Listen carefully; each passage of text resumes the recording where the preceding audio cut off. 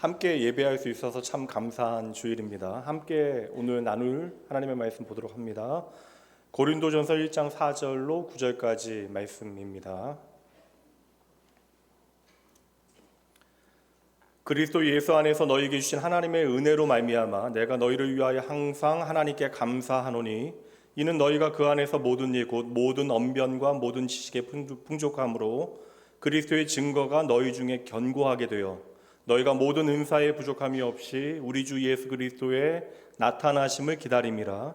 주께서 너희를 우리 주 예수 그리스도의 날에 책망할 것이 없는 자로 끝까지 견고하게 하시리라. 너희를 불러 그의 아들 예수 그리스도 우리 주와 더불어 교제하게 하시는 하나님은 미쁘시도다. 아멘.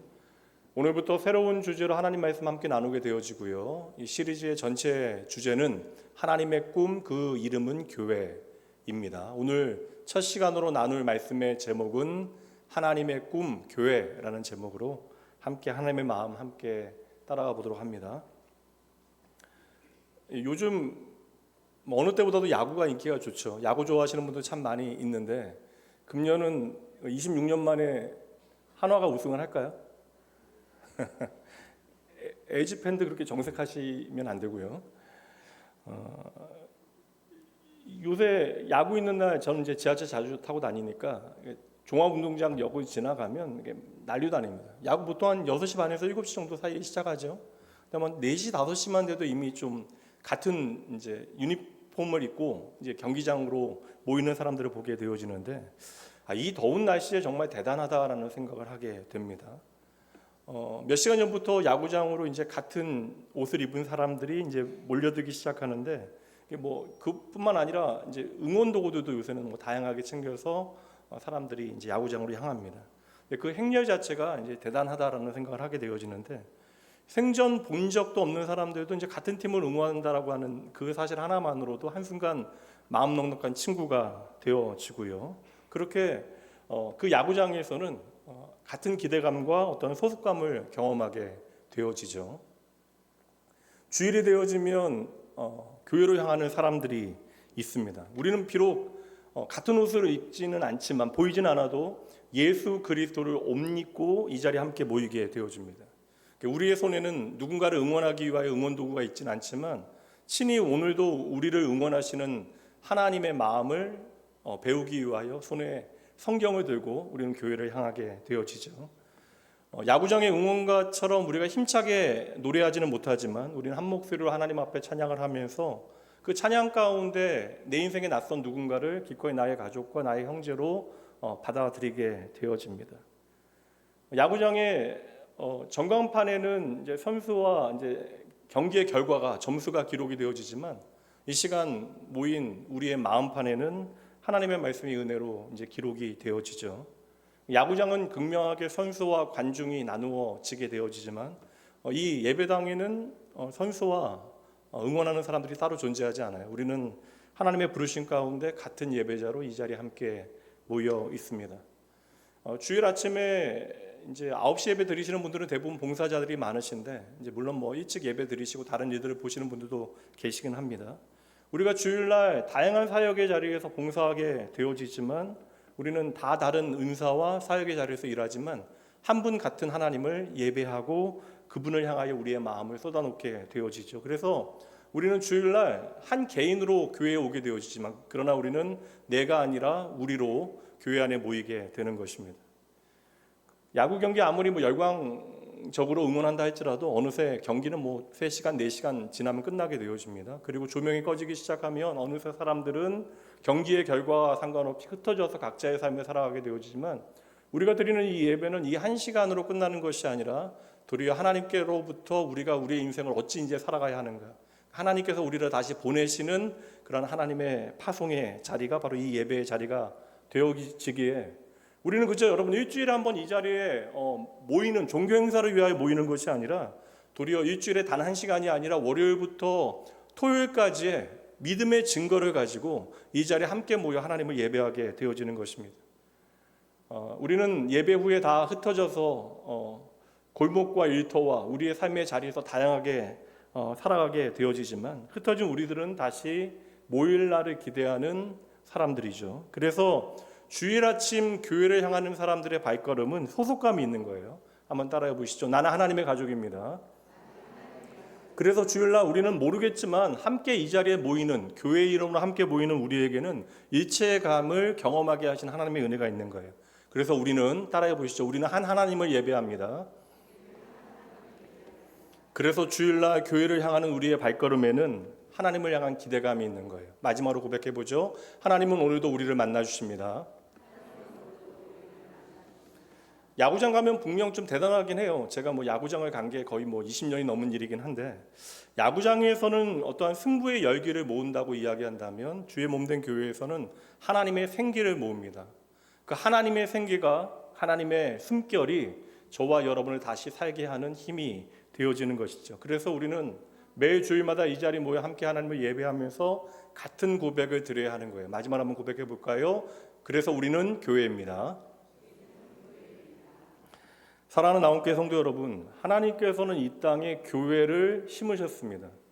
더 정확히 말씀드리면 하나님께서는 예수 그리스도의 십자가의 그 보혈을 통하여, 십자가를 타고 흘러내린 그 땅에 떨어진 보혈을 통하여 이 땅에 교회를 세우셨다라는 거예요. 그래서 하나님의 꿈은 오늘도 교회를 통하여 이 땅에 흘러가게 되어지는 것이고, 그래서 교회는 그저 눈에 보이는 건물로 존재하는 낙원교회, 그리고 송파 제일교회, 성신교회가 아니라 바로 저와 여러분이 하나님의 몸된 교회가 되는 것이죠. 오늘 본문의 말씀은 고린도 교회에 바울 사도가 편지를 보내는 건데, 신학자이면서 사도이지만 바울 사도는 교회를 섬기고 세웠던 교회 개척가잖아요. 교회를 개척한 담임 목회자로서 고린도 교회 교인들을 향하여 첫 인사를 건네는 장면이 본문의 말씀인데, 이 말씀 가운데 교회의 얼굴이 무엇인가 라는 것을 우리에게 보여주고 있습니다. 사실 이 자리에 성경 잘 읽지 않은 분들은 고린도 교회 들어보긴 했는데 어떠한 교회인지 모르실 수 있어요. 모르셔도 됩니다. 그런데 고린도 교회는 초대교회이긴 하지만 그렇게 모범적인 교회, 우리에게 이 교회는 좋은 교회다라고 배울 만한 모범 답안은 절대 아닙니다. 교회로서는 상당히 눈에 보기에 성공한 교회예요. 사람들이 많았고요. 돈 많은 사람들, 그리고 세상에 잘 나가는 사람들이 교회 안에 몰려들게 되어졌지만, 그 눈에 보이는 성과와는 상관없이 교회 안에 다툼과 분열과 자기 자랑과 교만과, 그리고 말도 안 되는 어떠한 온갖 소송과 비윤리적인 문제들이 벌어지게 되어졌고, 예배는 어느새 혼란스러워졌고, 그리고 끝없는 하나님께서 주신 은사로 경쟁하고 다투는 일들이 교회 안에 벌어지게 되어졌으니, 이 모든 일들을 듣게 되어졌던 바울 사도 다 알고 나서 편지를 보내고 있는 것인데, 목회자로서, 담임 목회자로서, 전임 목회자로서 고린도 교회를 향하여 편지를 보내면서 바울 사도는 아주 뜨거운 마음이 어떠한 질책과 너희들이 정신 차려야 한다라고 하는 그런, 어찌 보면 그 분노를 쏟아붓는 것이, 거룩한 분노를 쏟아붓는 것이 마땅하게 여겨지는데, 바울 사도는 고린도 교회 성도들에게 편지를 보내면서 너무나 따뜻한 마음으로 감사를 고백하고 있다라는 것이죠. 여러분, 이게 적당한 문제라면 그냥 처음에는 그래도 좋은 얘기를 하고 넘어갈 수 있는 것인데, 지금 그런 상황이 전혀 아닙니다.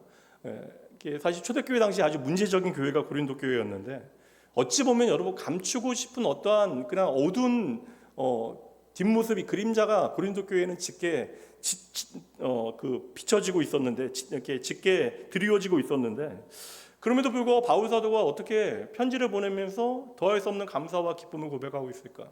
그것은 바울의 감사는요, 고린도 교회의 오늘의 현실에 대한 이야기가 아닙니다.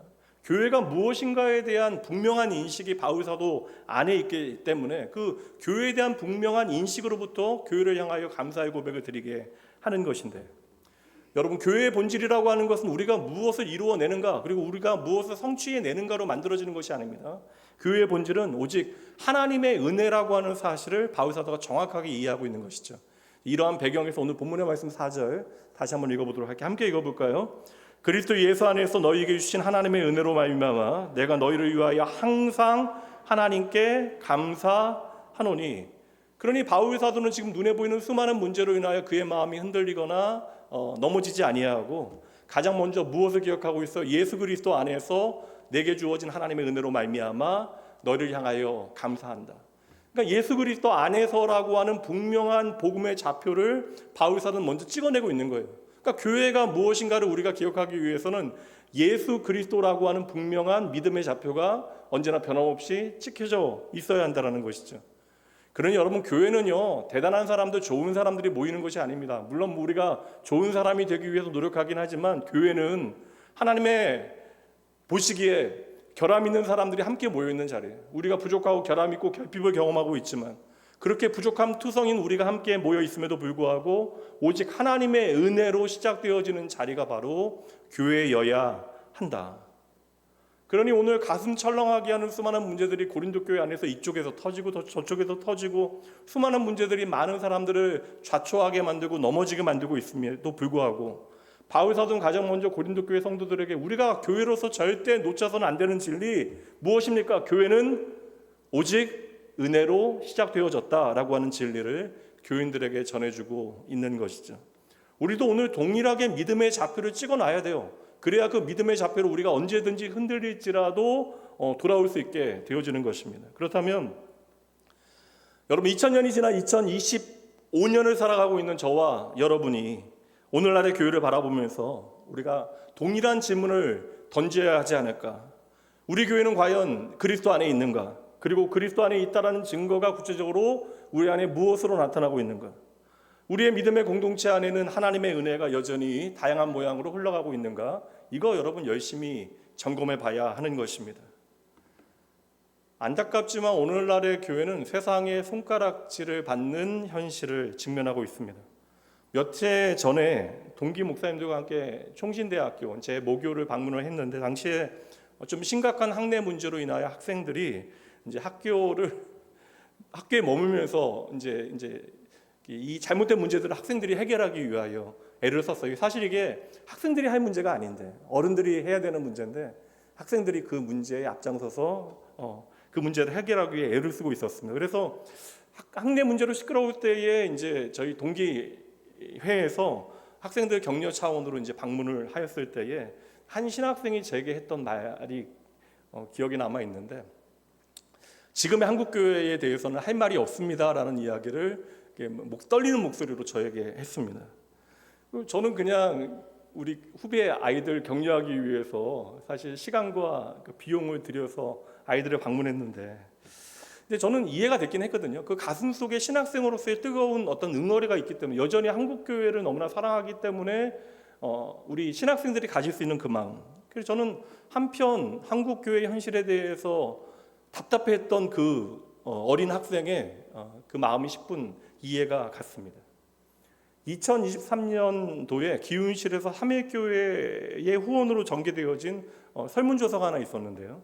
한국교회의 사회적 신뢰도 여론조사에 따르면요, 한국교회를 신뢰한다라고 하는 응답이 전체 응답자의 21%, 신뢰하지 않는다라는 응답이 74%였습니다. 그러니까 우리나라 국민들 중에 5분의 1 정도가 이제 한국교회를 신뢰한다라고 응답을 했는데, 3년 전 조사와 비교할 때, 코로나 전과 비교할 때에 약 10.8%가 하락되어졌고요. 심지어 교회 다니는 교인들조차 3분의 1이 넘는 37%가 더 이상 한국교회를 신뢰하지 않는다라고 응답을 했다라는 거예요. 이것은 2020년 조사보다 14.6%가 증가되어진 수치입니다.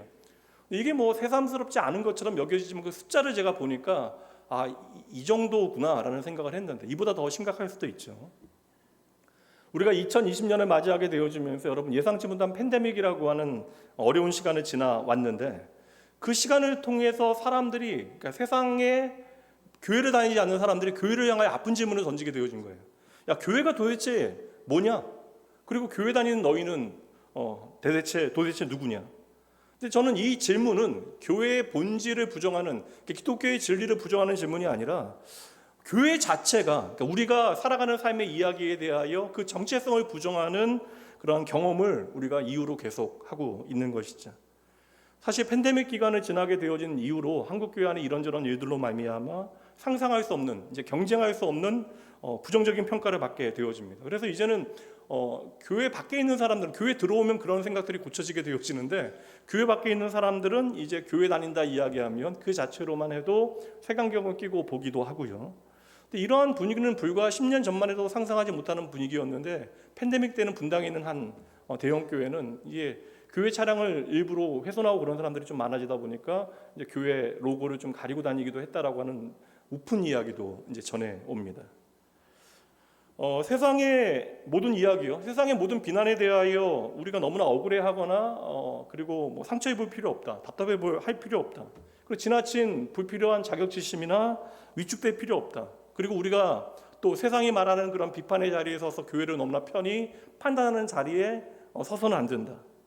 근데 여러분, 이게 부모들은 이해가 되는데 부모에게 사랑하는 자녀가 아픈 손가락일 때가 분명히 있잖아요. 마찬가지로 하나님께 그 자녀된 우리가 언제나 이렇게 보기에 좋은 자식일 수는 없습니다. 때로는 아픈 손가락일 수 있죠. 게다가 교회들의 세상이 요구하는 사회적인 책임이 분명히 있긴 하지만, 그러나 세상의 모든 요구에 우리가 그대로 응답하기 위해서 교회가 존재하는 것도 결코 아닙니다.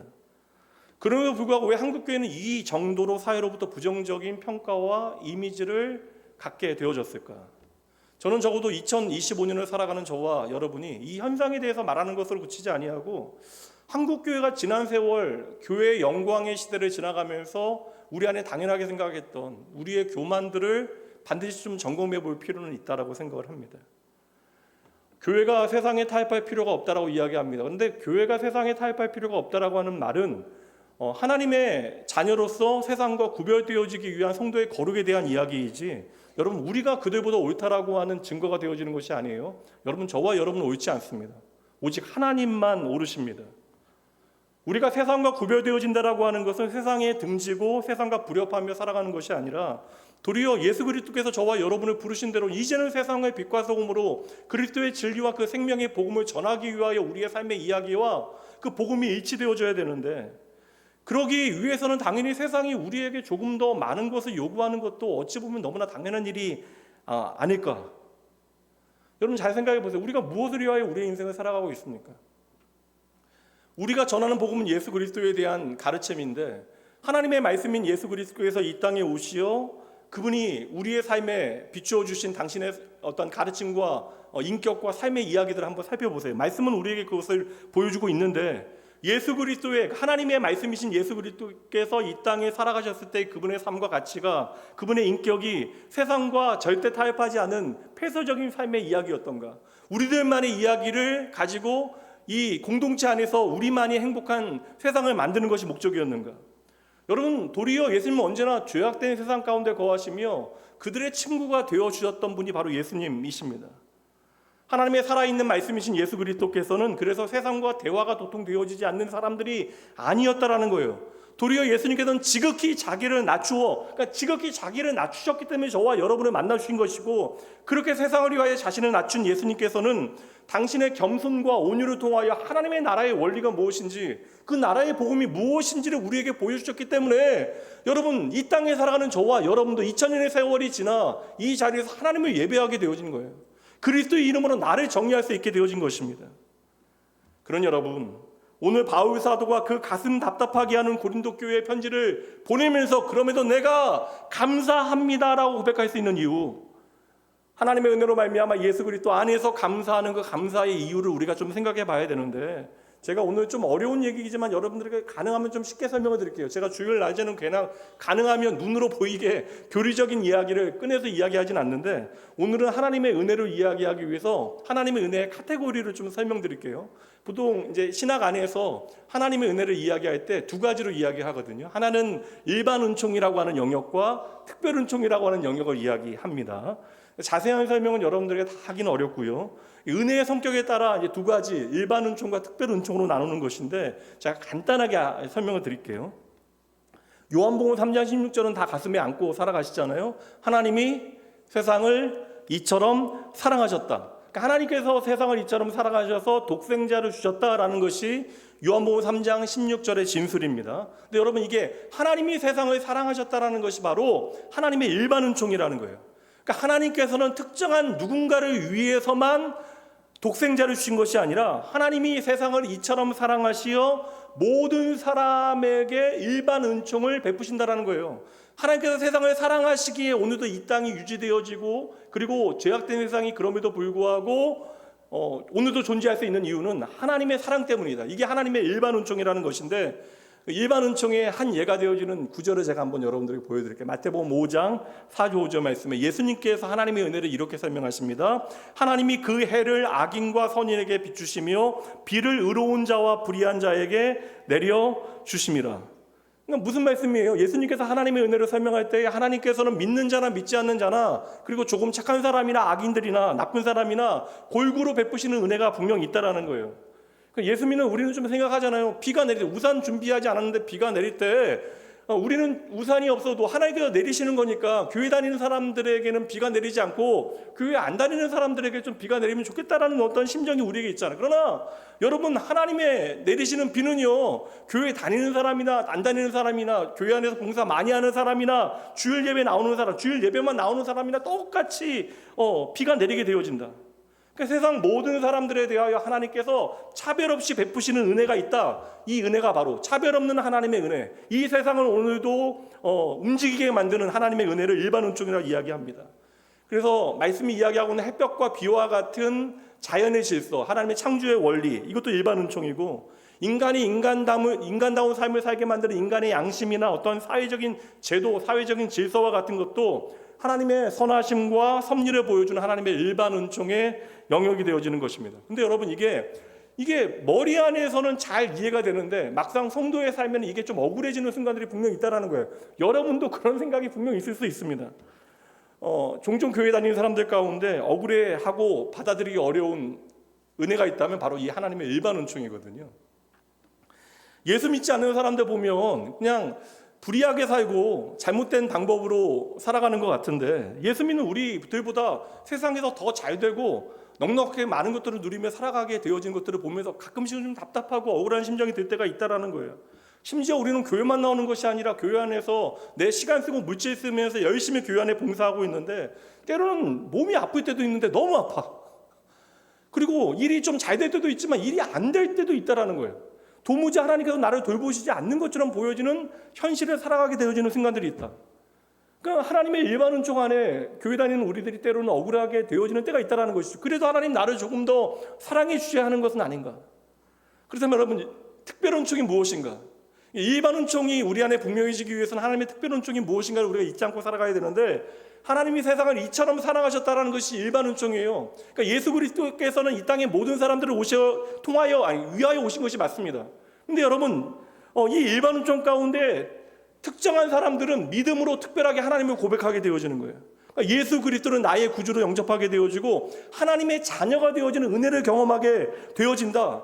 그래서 예수 그리스도를 믿음으로, 예수를 믿음으로 나의 그리스도, 나의 구주, 나의 구원자, 나의 생명으로 고백하는 은혜. 그러니까 예수 믿고 우리가 예수 안에서 교회 나오고 신앙생활하게 하는 모든 것들이 바로 하나님의 특별 은총이 되어지는 거예요.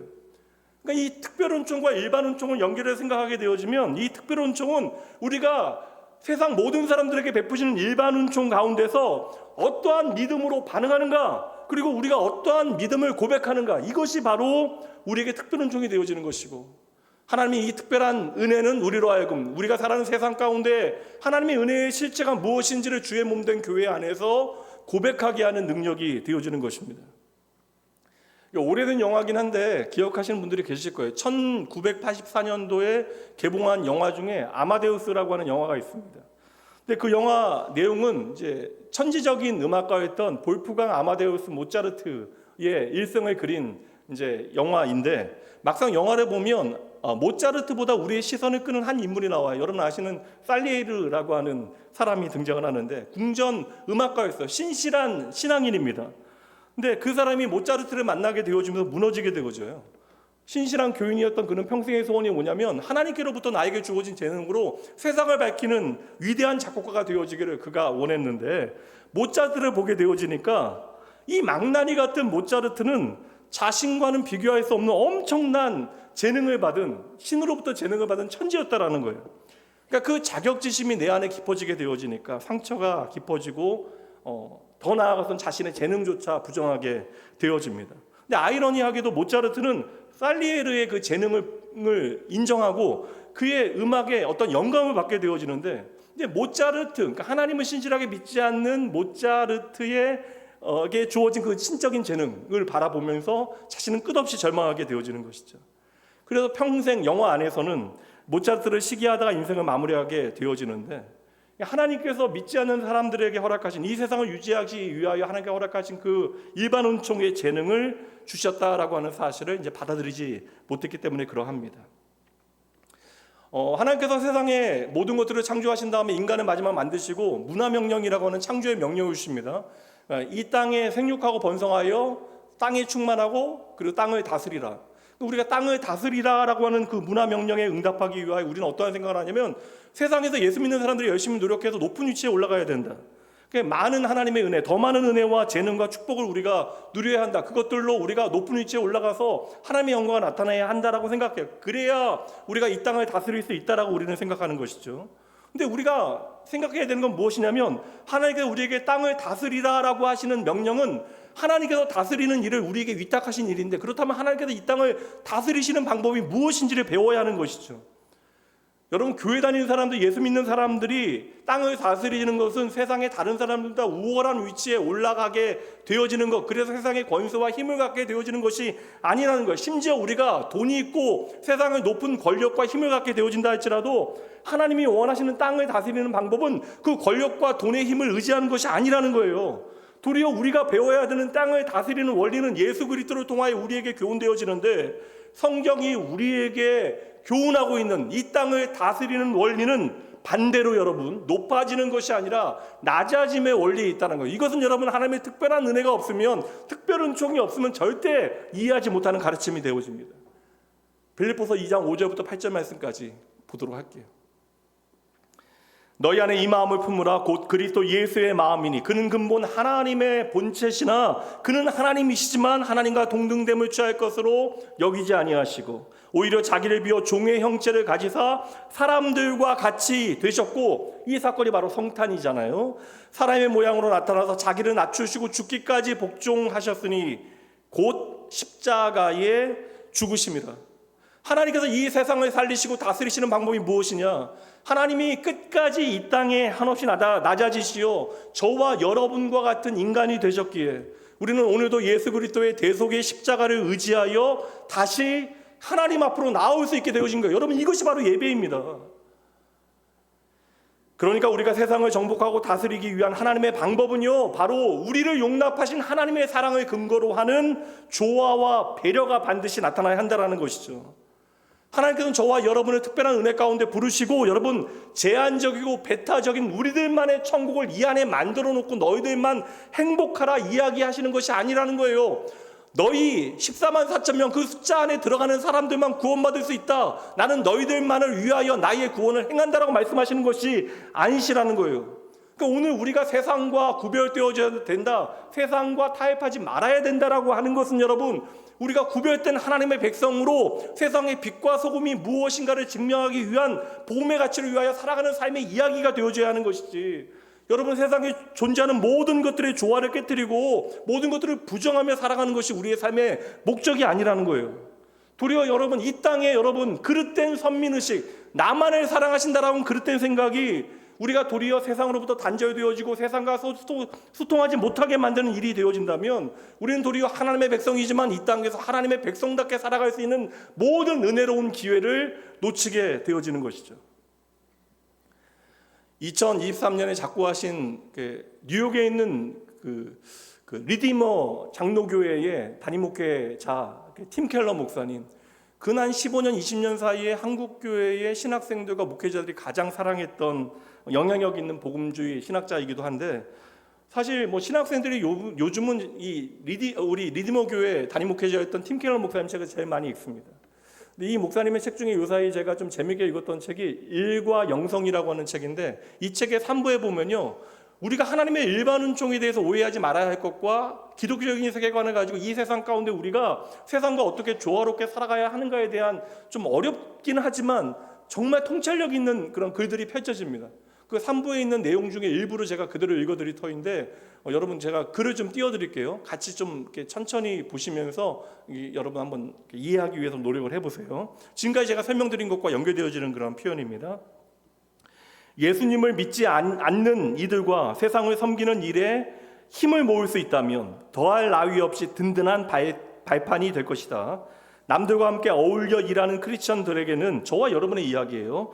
겸손과 협력과 진중한 도전이 두루 나타나야 한다. 그리스도 안에서 베풀어 주시는 하나님의 용서를 체험할 뿐만 아니라, 그러니까 제가 2주 전에 설교한 것처럼 1만 달란트 용서받았다는 사실을 깨닫게 되어질 때 우리가 세상에 나에게 100데나리온 빚진 자들에 대하여 우리가 어떠한 삶의 자세를 가져야 하는가에 대해서 복음적 가치를 우리는 배우게 되어진다는 것이죠.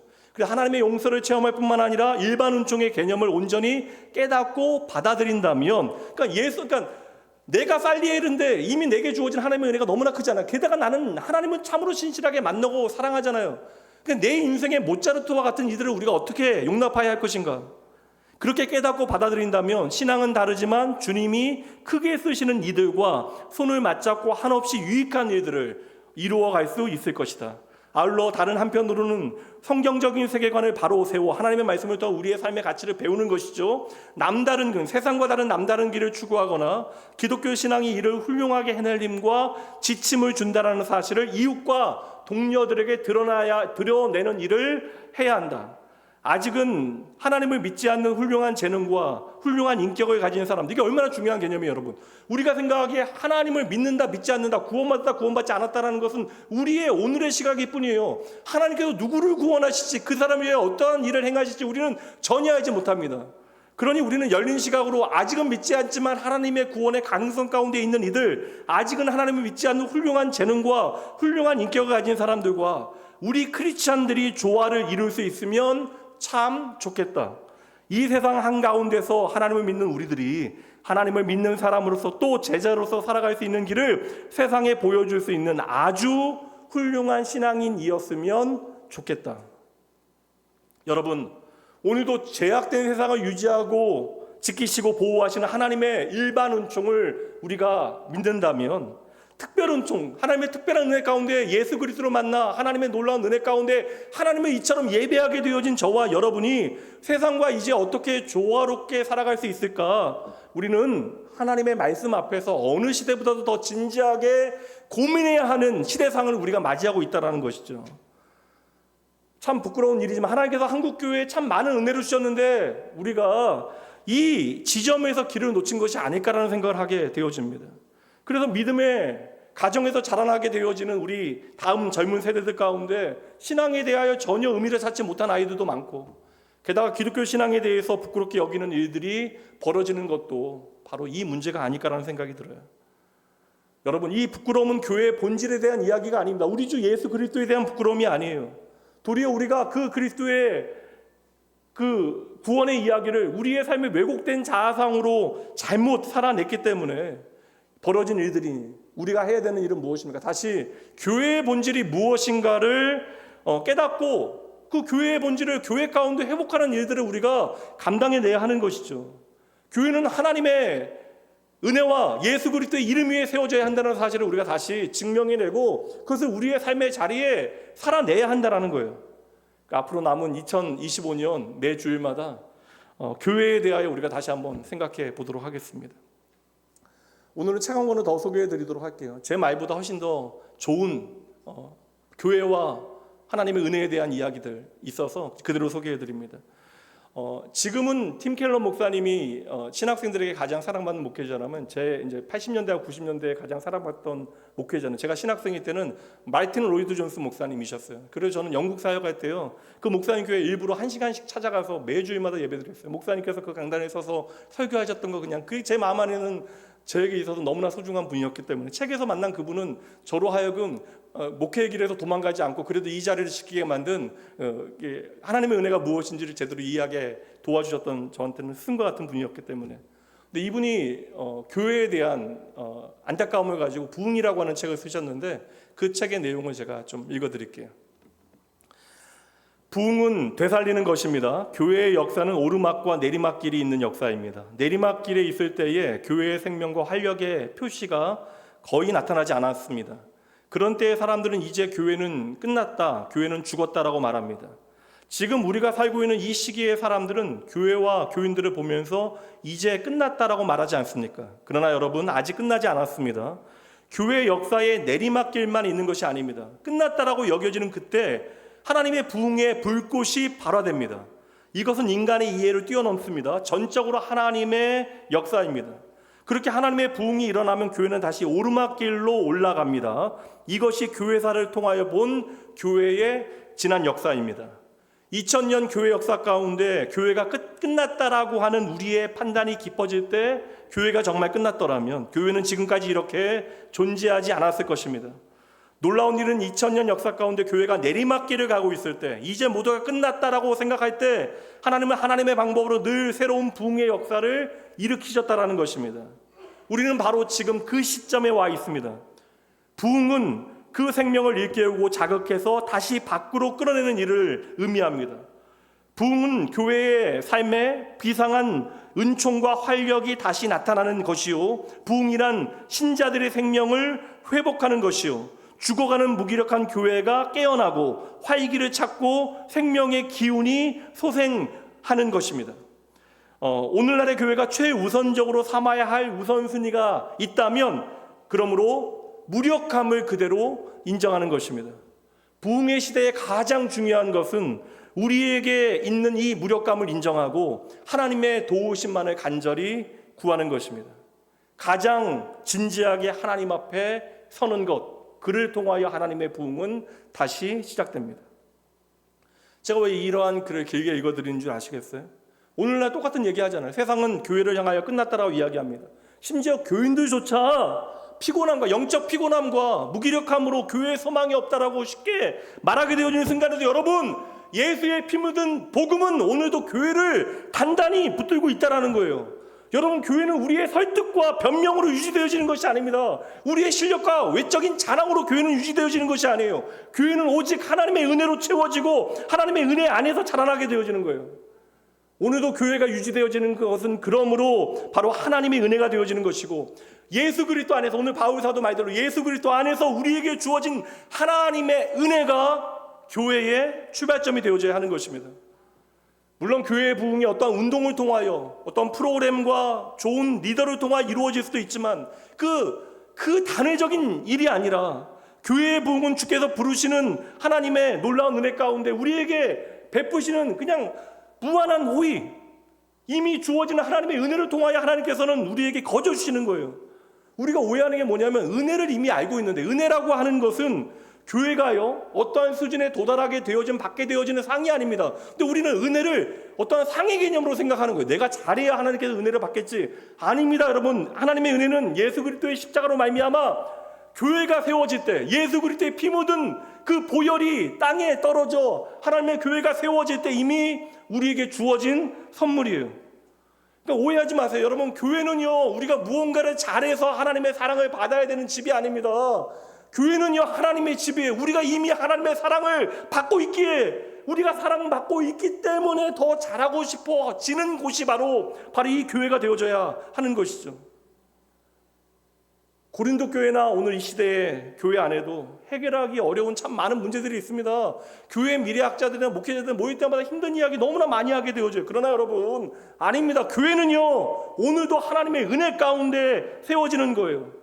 그래서 하나님은 고린도 교회뿐만 아니라 오늘날 이 땅의 교회에도 하나님의 다양한 은사들을 사람들에게 베푸시는 거예요. 하나님의 소망이 교회가 되어지는 것이고, 교회는 바로 예수 그리스도의 이름으로 부름받은 저와 여러분이 교회이기에 하나님은 오늘도 우리에게 다양한 은사를 베푸십니다. 7절 말씀이요, 함께 읽어볼게요. 은사가 무엇을 해야 하는가 함께 보도록 합니다. 함께 읽어봅니다. 너희가 모든 은사에 부족함이 없이 우리 주 예수 그리스도의 나타나심을 기다림이라.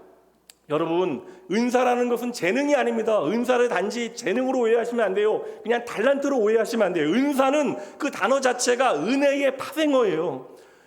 이 은사를 나의 것으로 오해하면 내가 특별하다라는 증거가 되어지지만, 여러분, 은사가 나의 것으로 착각되어지면 여러분 누군가와 끊임없이 비교하게 되어지고 서운하게 되어지고 다투게 되어지는 거예요. 여러분, 은사는요 하나님의 은혜가 흘러가는 방향을 우리에게 보여줍니다. 하나님께서 하나님의 은혜를 저와 여러분을 통하여 세상에 흘러가게 하시겠다라는 거예요. 근데 하나님의 은혜를 세상 가운데 보이게 흘러가게 하시기 위하여 하나님의 교회된 우리들에게 다양한 은사를 주셨다라는 거예요. 그러니까 하나님의 은혜의 구체적인 모양들이 바로 은사가 되어지는 것입니다. 그러니 여러분, 은사로 내가 잘났다고 다른 사람들과 경쟁하면 그 은사는 더 이상 우리의 삶을 복되게 하는 일이 아닙니다. 은사는 언제나 예수 그리스도의 복음으로 다른 사람들의 결핍을, 생명을 살리고 그 결핍을 채워주는 하나님의 은혜의 다리가 되어줘야 하는 것이죠. 그래서 7절 말씀대로 은사는 무엇을 바라봐야 돼요? 은사는 바로 우리 주 예수 그리스도의 나타나심을 기다려야 돼요. 하나님의 은사를 통하여 우리에게 반드시 드러나야 되는 것은 누가 나타나야 된다고요? 예수 그리스도만이 우리 안에 나타나셔야 되고, 우리가 모든 은사를 선용하여 잘 사용할 때마다 바로 우리를 통하여 예수 그리스도만이 나타나기를 우리는 기대해야 된다. 그러니 여러분, 나에게 주어진 은사, 나에게 주어진 재능, 나에게 주어진 어떠한 자원을 통해서 지금의 나만 빛나고 잘 되기를 원한다면 우리 안에는 하나님 없는 교만이 자라게 되어지지만, 나의 은사와 나의 재능과 나의 자원을 통하여 이 세상의 유일한 생명과 소원 되신 예수 그리스도를 바라보게 되어지면 그 자리는 언제나 하나님의 생명이 자라게 되어짐을 믿으시기 바랍니다. 근데 고린도 교회가 그 많은 은사를 받았음에도 불구하고 그렇게 잘나고 돈 많고 성공했는데 그 은사를 가지고 주 예수 그리스도를 기다리지 못한 거예요. 그래서 그 은사로 끊임없이 경쟁하고 비교하고 서로를 상하게 하고 다치게 하는 일들, 심지어 예배하는 일에도 심지어 예수 그리스도를 기억하라고 하는 눈에 보이는 그 증표가 되어지는 성찬에 참여하면서도 돈 많은 사람들이 우리만 모이기 위하여 돈 없는 사람들이 모이지 못할 시간을 정하여 그러한 일들을 교회 안에서 행하게 되어지는 안타까운 모습들이 고린도 교회 안에 있었다라는 것이죠.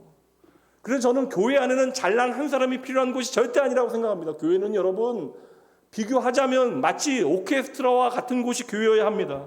악기도 다르고 음색도 다르고 역할도 다 다르지만 여러분, 지휘자 되신 예수 그리스도를 바라보게 되어질 때 우리는 비로소 하나가 되어지는 것입니다.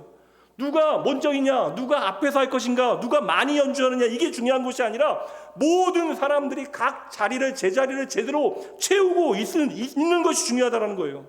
도리어 여러분, 한 사람이 침묵하게 되어지면 전체 소리가 비게 되어지고 가난하게 되어지는 것이죠. 예수 그리스도 안에서 나에게 주어진 은혜로 말미암아 하나님께서 오늘 나를 부르신 그 꼭 필요한 자리가 있다. 그러니까 하나님께서 나를 부르시는 그 꼭 필요한 자리를 하나님의 나라를 위하여 우리가 제대로 소리를 내기 위하여 우리는 교회에 함께 모이게 되어지는 것입니다. 그러니 교회는 반드시 나와 다름에 대해서 인정하는 것이 너무나 중요해요. 그것을 존중하고 용납하는 일, 그래서 예수 그리스도의 지위에 따라 우리가 한 소리로 연주해내는 것이 바로 교회의 목적이다. 그러니 여러분들이 무엇을 점검하셔야 돼요? 주의 몸된 교회 안에서 하나님께서 나에게 허락하신 다양한 은사로 내가 제대로 제 자리를 채우고 있는가, 이것을 점검해 보셔야 하는 것이죠. 제 아무리 모든 사람들이 인정하는 세계 최고의 오케스트라라 할지라도 여러분, 지휘자가 없으면 모든 소리는 흩어지게 되어지는 것입니다. 마찬가지로 여러분, 아무리 우리가 대단한 많은 이야기들을 가지고 있다 할지라도 그리스도 없는 교회는 정체성과 중심이 무너지게 되어지는 거예요. 그러면 이때부터 여러분, 내리막길이고 모든 것은 흔들리게 되어지는 것입니다. 사랑하는 나온교회 성도 여러분, 그러니 내가 내 악기로 내 파트를 얼마나 완벽하게 연주해내는가, 물론 그것도 귀하죠. 그러나 내가 얼마나 완벽하게 연주하느냐, 이것보다 지휘자 되신 예수 그리스도의 지휘의 그 손짓에 우리가 얼마나 제대로 즉각적으로 순종하느냐, 이게 더 교회는 중요한 일이다. 그러니 우리가 지켜야 하는 교회의 교회다움은 우리가 오늘도 얼마나 그리스도께 집중하고 있는가, 우리의 열망이 얼마나 그리스도를 향하고 있는가, 이거 점검해 보셔야 하는 거예요. 이제 마지막 말씀, 오늘 본문의 마지막 말씀 보도록 하죠. 8절과 9절입니다. 주께서 너희를 우리 주 예수 그리스도의 날에, 주어가 주께서요, 책망할 것이 없는 자로 끝까지 견고하게 하시리라. 너희를 불러 그의 아들 예수 그리스도 우리 주와 더불어 교제하게 하시는 하나님은 미쁘시도다. 신실하십니다. 좋으신 하나님이십니다. 주어가 여러분, 주께서 하나님께서입니다. 여러분, 오해하지 마세요. 우리가 여러분 교회의 무너진 곳을 버텨서 지키고 있는 것이 아닙니다. 교회는 우리가 지키는 것이 아니라 주의 몸된 교회가 오늘도 저와 여러분을 지키고 있는 줄 믿으시기 바랍니다. 우리는 언제나 쉽게 지치고 쉽게 오해하고 쉽게 넘어지지만, 그러나 우리 주 예수 그리스도께서는 말씀대로 끝까지 저와 여러분을 견고하게 지키십니다.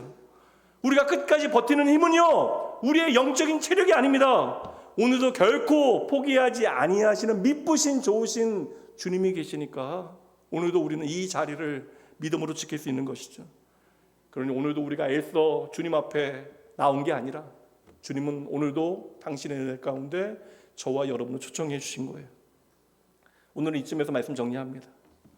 오늘날 교회의 상처가 눈에 보인다는 것은 저는 그래도 다행이라고 생각합니다. 그냥 이것도 안 보이는 사람들이 있기 때문에 교회의 상처와 아픔이 눈에 보이신다면 이때 함께 봐야 되는 건 뭐예요?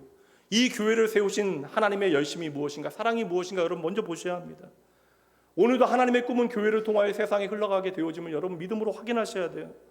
오직 하나님의 은혜로 교회로 세움받은 저와 여러분이 하나님의 은혜 가운데 내게 주어진 은사로 서로를 세우고 채우고 신실하신 하나님 끝까지 의지하며 내가 믿음의 자리를 지키게 되어질 때 교회는 세상 속에서 하나님의 꿈을 눈에 보일 수 있도록 만들어낼 수 있는 유일한 하나님의 은혜의 통로가 되어지는 것이죠.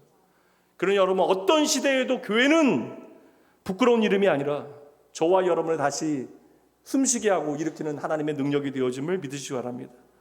오늘날 이 땅의 교회들의 안타까운 현실과 부정적인 모습을 통하여 상처만 받고 주눅드는 것이 아니라 우리 여러분 좀 진지한 고민을 시작하세요. 교회가 무엇인가에 대하여 내가 하나님의 교회로 어떠한 삶을 살아가야 되는가에 대한 진지한 고민이 여기서부터 시작되어져야 돼요. 세상을 향하여 여러분 변명거리를 계속해서 만들지 마세요. 우리가 그 어떤 변명을 만들어도 세상은 우리의 변명에 귀를 기울이지 아니합니다. 중요한 것은 세상에 부정적인 관심이 모이는 것도 여러분 나쁘게만 생각하지 마시고 우리가 느리지만 차근차근 우리가 하나님의 교회임을 우리의 삶을 통하여 증명해내면 돼요. 선포하면 되는 것입니다. 저는 오늘의 현실도 하나님께서 우리를 하나님의 작품으로 만들어 나가시는 과정에 있는 하나님의 일하심임을 믿어요. 흔히 이야기하는 노이즈 마케팅 있잖아요. 의도적으로. 도리어 이 세상에 어찌 보면 교회에 대한 노이즈 마케팅이 이 시대보다 더 확실한 때가 없었다라는 생각이 들어요. 세상의 모든 사람들의 관심이 좀 부정적이긴 하지만 교회에 집중되어집니다. 이 부정적인 관심이 우리를 그러나 무너뜨리는 것이 아니라 하나님께서 우리에게 기회를 주셨다. 세상 모든 사람들이 교회에 주목하고 있어요. 이때가 비로소 우리가 교회가 무엇인가를, 교회의 본질을 제대로 증명하고 보여줄 수 있는 기회가 되어진다. 여러분, 그러니 우리는 그냥 교회에 다니는 게 아닙니다. 이제 우리를 교회로 부르시고 새로운 영적인 모험을 시작하게 하신 하나님께서 당신의 아들 되신 예수 그리스도의 생명을 오늘 저와 여러분과 나누고 계심을 여러분 믿으셔야 돼요. 여러분, 하나님은요 절대 교회 되어진 저와 여러분을 포기하실 수 없습니다. 하나님께서 당신의 신실하신 가운데 저와 여러분을 결코 포기하지 아니하시니 여러분도 절대 교회를 포기하시면 안 됩니다.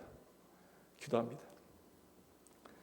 살아계신 하나님 우리 아버지, 오늘도 우리를 교회로 부르시고 말씀 가운데 저희를 다시 진리로 숨쉬게 하시니 감사합니다. 예수 안에서 주신 하나님의 은혜로 저희들 시작하게 하시고 우리 안에 그리스도의 증거가 견고하여질 수 있도록 우리 안에 일하시는 성령 하나님을 이 시간 믿음으로 고백합니다. 주여, 말씀대로 내가 교회입니다. 우리가 교회입니다. 건물이 아니라 은혜로 부름받은 사람이 교회입니다. 그러나 저희들 겸손보다 체면을, 하나됨보다 경쟁을 택했던 어리석은 교만을 주님 앞에 이 시간 고백하오니 주여 저희를 긍휼히 여기시고 용서하여 주시옵소서. 세상의 판단과 정죄 앞에 한없이 위축되거나 변명으로 시간을 보낸 나약함을 긍휼히 여기시어 다시 복음의 빛으로 바로 서게 하여 주시옵소서. 이 교회의 주인이 주님이심을 고백합니다. 우리가 교회를 지키는 것이 아니라 주님께서 우리를 끝까지 견고하게 지키십니다. 오늘의 우리의 흔들리는 마음을 붙드시어 하나님의 신실하심 위에 서게 하여 주시옵소서.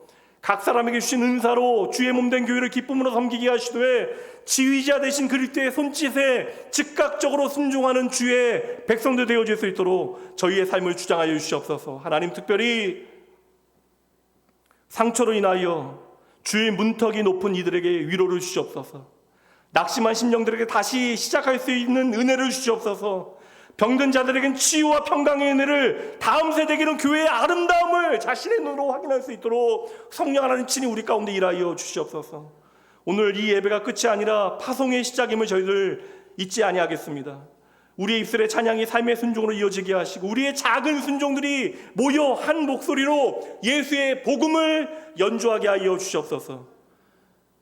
지금까지 그리고 영원히 우리를 포기하지 않으시는 미쁘신 하나님을 신뢰하며 이 모든 말씀 교회의 머리 되시고 우리의 인생의 지휘자 되신 예수님 이름으로 간절히 기도합니다. 아멘. 헌금 봉헌합니다. 여러분 잠시 오늘 말씀 붙들고 하나님 앞에 기도하시죠. 이런 감동은 없습니다. 세상 어떤 노래도 이런 사랑은 없습니다.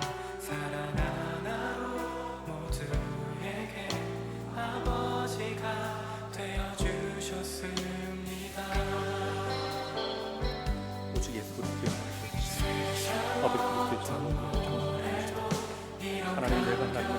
예수 그리스도의 피값으로 나를 하나님의 교회로 세우시고 하나님의 은혜로 부름받은 아버지의 사랑의 주의 몸된 교회, 아버지 나온 교회 안에 예수 안에서 놀라운 아버지요,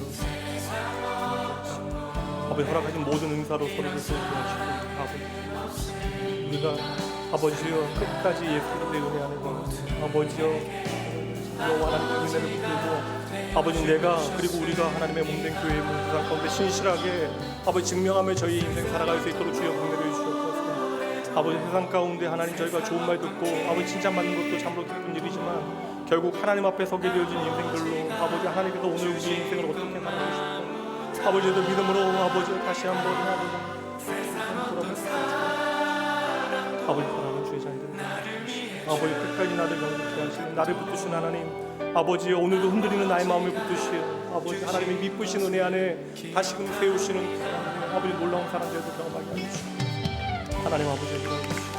하나님 함께하게 주시옵소서. 아버지 주